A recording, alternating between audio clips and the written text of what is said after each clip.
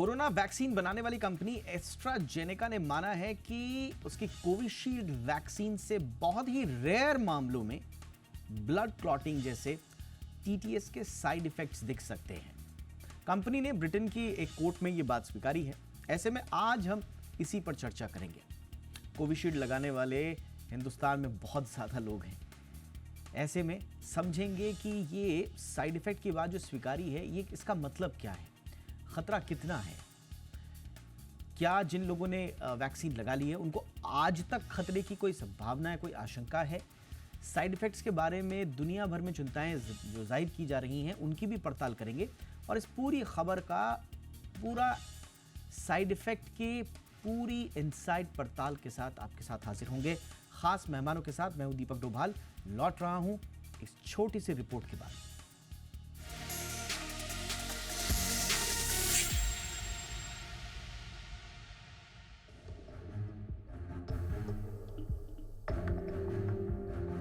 पहले कोरोना की महामारी ने लाखों लोगों की जान ली, लोगों को डराया, फिर दुनिया भर में तैयार की गई वैक्सीन्स ने इसे हराया। लेकिन अब इन्हीं वैक्सीन्स में से एक कोविशील्ड को लेकर आई एक खबर ने लोगों की चिंता बढ़ा दी है। दरअसल ब्रिटेन की फार्मा कंपनी एस्ट्राजेनेका ने कोरोना के वैक्सीन कोविशील्ड से होने वाली रेयर साइड इफेक्ट्स की बात जब से स्वीकारी है, दुनिया भर में इसके खतरे को लेकर एक नई बहस छिड़ गई है। एस्ट्राजेनेका ने इसके साइड इफेक्ट्स को लेकर कहा है कि बहुत ही रेयर केस में इससे टीटीएस यानी थ्रोम्बोसिस थ्रोम्बोसाइटोपेनिया सिंड्रोम का खतरा हो सकता है। खासकर कोविशील्ड वैक्सीन से जिस रेयर टीटीएस यानी थ्रोम्बोसिस थ्रोम्बोसाइटोपेनिया सिंड्रोम के खतरे की बात कही जा रही है, वो आखिर है क्या, इसे भी समझना होगा। दरअसल टीटीएस एक ऐसी रेयर डिजीज है जिसमें बॉडी में प्लेटलेट्स कम होने लगते हैं।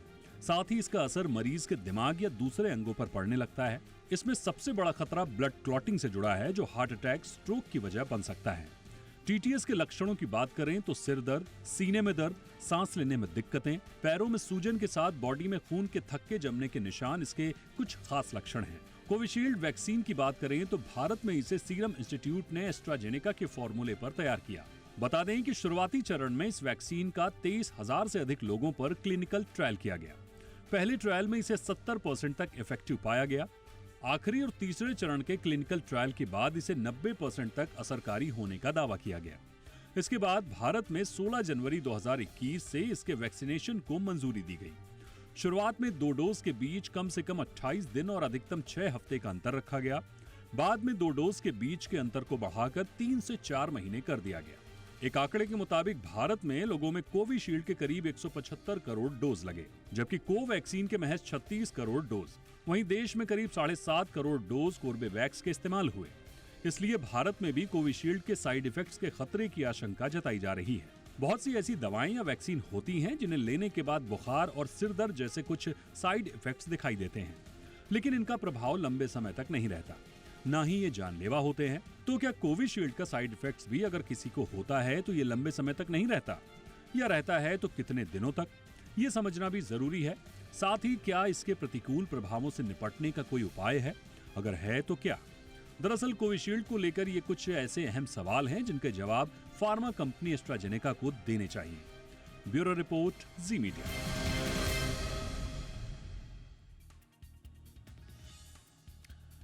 मेरे साथ डॉक्टर हेमंत पी ठक्कर जुड़ चुके हैं, सीनियर फिजिशियन हैं ब्रीच कैंडी हॉस्पिटल में। बहुत बहुत स्वागत है डॉक्टर ठक्कर आपका हमारे शो पर।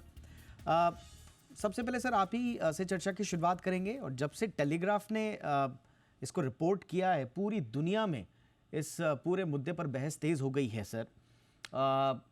काफ़ी केसेस भी हैं इस कंपनी के खिलाफ, एस्ट्राजेनेका के खिलाफ लगभग 50-51 केसेस वहाँ हैं। ये भी काफ़ी बड़ा स्वीट। क्या कहेंगे सर, क्या हम इस चीज़ को समझें, ये जो इनकी स्वीकारोक्ति है रेयर प्रॉब्लम्स की, ये क्या कहती है सर?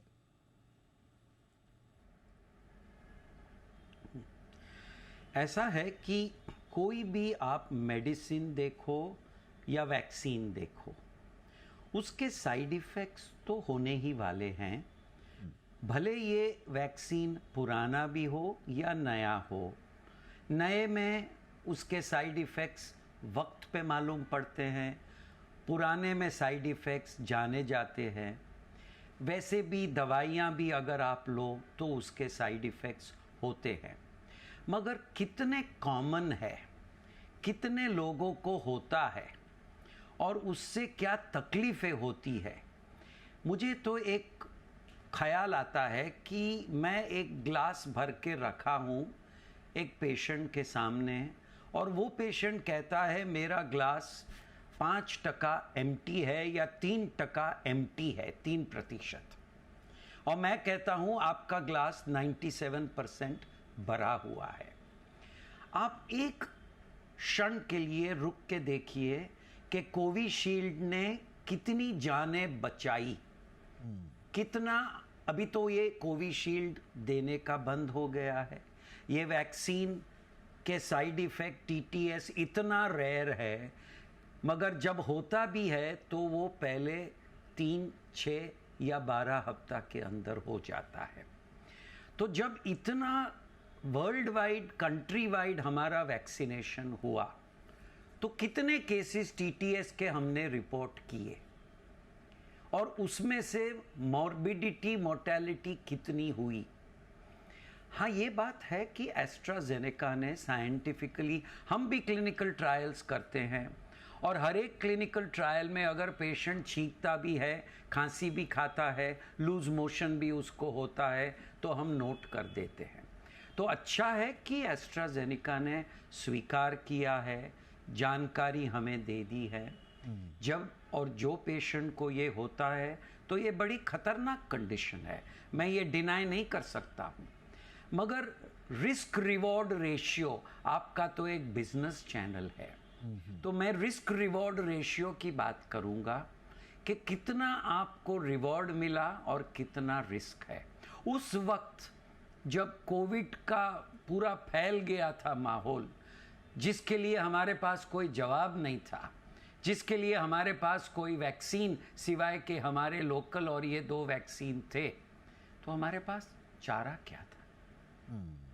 जिन लोगों ने वैक्सीन लिया, मैं ये नहीं कहता हूं कि मैं वैक्सीन प्रिस्क्राइब करता था, इसके लिए ये वैक्सीन को ये साइड इफेक्ट मैं क्षमा कर सकता हूं, मगर ये वैक्सीन की यूटिलिटी मैं देख के इतना कह सकता हूं कि भाई हाँ, अगर ये साइड इफेक्ट है और होता है तो बड़ा खतरनाक है।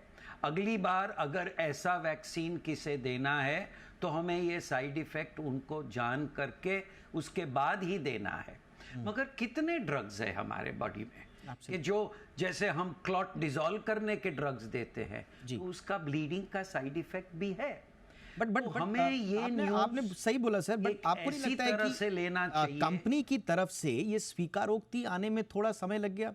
जैसे मैंने कहा कि वहाँ के हाई कोर्ट में 51 ऐसे केसेस इन पे दर्ज किए गए हैं।